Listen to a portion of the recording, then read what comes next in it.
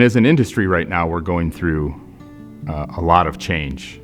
Climate change is real and is impacting the world, but everyone needs light and heat, and we provide both of those to most of Michigan.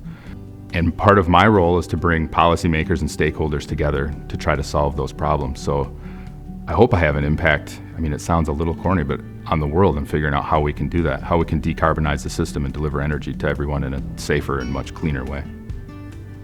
SVSU took a chance on me. There were people there that cared about me.